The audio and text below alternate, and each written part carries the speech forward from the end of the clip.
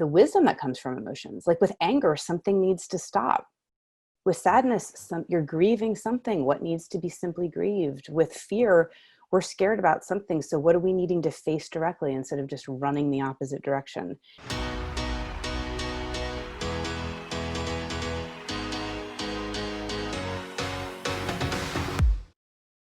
It can feel weak, but it's the ironic thing about vulnerability is it truly is, it's a move of strength. Like courage is the word that came to me. Yeah. Like, it is like one of the highest level courage to have that. And you're right. It is strength, but it's like that oxymoron in our mind. It's like, no way, this can't be strength, but it's proved, since then. I could tell you many stories, which we won't get into right now, but of how well it's done for me. And I think in society, we're moving towards that.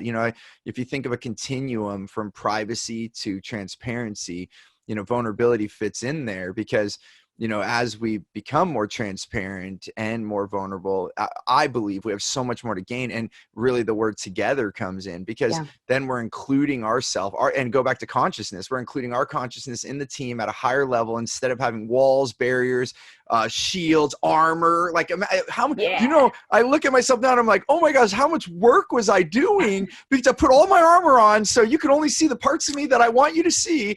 And then I'm like, oh my gosh. And it's so much more relaxing, relieving. And I will tell you, Jilia, I can stand as a testament right now. My life is so much better. And are there embarrassing moments? Absolutely. Do I still deal with that sometimes? Absolutely. But now I've had the gift of the other side because I've noticed how meaningful and how much gifts come from that vulnerability that I just let it all out to I don't know if it's too far. I don't think you can go too far. I'm me, and it's like, here I am. So it took a long time though, years of working through this, as you know. When you say that, that makes me think about, like, I had a visual of like the knight in armor, or like the machine you barely have movement. It's very limited. You can't be that responsive when you're that weighed down in it almost just feels like a tight rules or tight container. There's not a lot of breathing room versus being more human. And you talked about transparency and vulnerability and versus being together, is that this summer I was working with a leadership team and I was giving an example. Somebody couldn't understand, needed more explanation around an exercise that I was having them do. And it was around doing conscious listening and the different ways that we listen. How often are we listening to, give advice or say, oh yeah, that happened to me too, or around minimizing, or all these different things. Anyway, the purpose was around helping them learn how to truly listen from wholeness.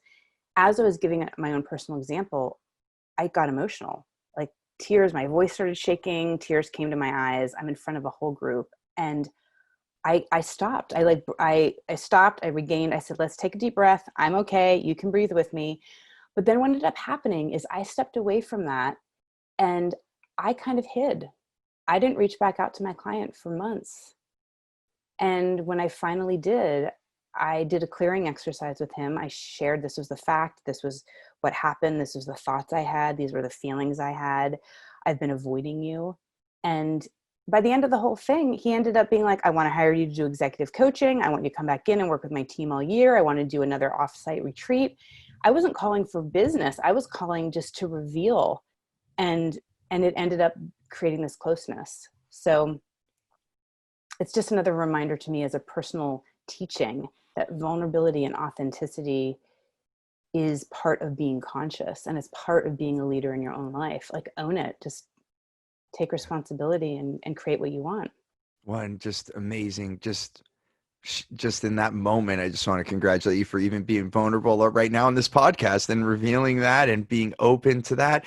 I think it does several things. There's so many layers in that. Like, one, you are being your whole self and letting your whole self be there, which allows a much deeper connection with your clients, with the world, with all of our relationships. So that's what I've noticed. Like, when you have all that armor on, then you actually can't. How can you give a hug, right? You're like, can you imagine hugging a knight? That's not going to be comfortable. Like, oh wait, don't cut my arm. Like, come on, can you just take that off first? Like it's, no one wants a knight hug. I would never experience that. I don't know. Maybe we should do that as an exercise, Jilia. You and I like have a conference, and then we'll have people put knight armor on, and then give hugs, and it's not cool, and then we'll give real hugs without the armor. But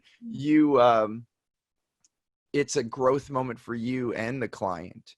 And the more that I've done, and I'm sure you've experienced this too, those moments when I just did it in January, I teared up on stage. Just months ago, I did it, and it's the highest response whenever. And I hate to say it, like, oh, go cry on stage, it'll get you more business, but it was not my intention. Like I didn't say, oh, I'm gonna go cry. And it was like, it just happened in the moment, just like you start telling, so you don't imagine the emotions come, but the fact that you allowed that, because I didn't used to allow that, I would have stopped the story or not even gone there. There's stories that I've told now that there's no way I would have ever even thought to even share the story in the first place. But now that I've done that, I can't tell you how many people come up and hug me, and they're like, oh my gosh, thank you, like, and men, a lot of men, because when I've shown my emotions, other men have come up to me and they're like, thank you. I'm always afraid to show my emotions, as a man. And, thank you for being an example. Like, I get so many compliments from men more than women, like when that happens. So it's, I think we need to do this, Yeah. And emotions are very, very powerful and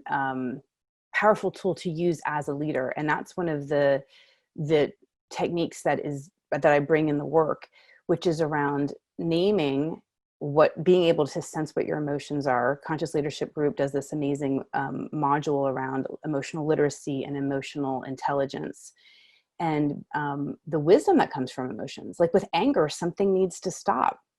With sadness, you're grieving something. What needs to be simply grieved? With fear, we're scared about something. So what are we needing to face directly instead of just running the opposite direction? And lots of people they can't even sense feelings. Like a lot of my clients, when we start and we're like, do simple practices around feeling body sensations, they don't have access to that because of the armor or just life's teachings.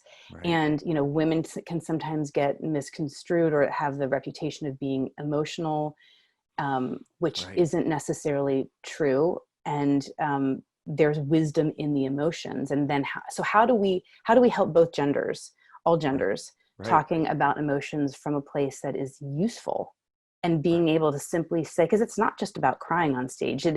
My mentors, go ahead. I was going to say my mentors, some of my mentors, Gay and Katie Hendricks, I think it was maybe Katie who said, I love when men cry. If I can get men to cry and women to be angry, then we've done our work. Right. It's like the emotion that traditionally now, because we all have all that range of emotion, and it's no different. And you're getting me excited too about all this, this opening, and we need more of this work because we just need to be human. Like, we're talking about armor and robots, and think of all these things that like feel so artificial and so shielding from the human experience, and then letting it come. And then just think, as a leader, if you can be more aware of this, and then how can you invoke your team? Because if you allow that emotion to come, then what breakthroughs are you letting them have? So if you have anger, these are all the things you mentioned at the beginning of this podcast. If you have anger in the workplace, obviously something needs to stop, right? Like, just going back to your things, if someone is sad and you can feel it, then bringing it up. And then if we have our own fears, or we're afraid of our own emotion, how, as a leader, now I'm talking like to leaders, if you have that emotion inside of you and you're afraid to show your own emotion, then you're probably most likely high level chance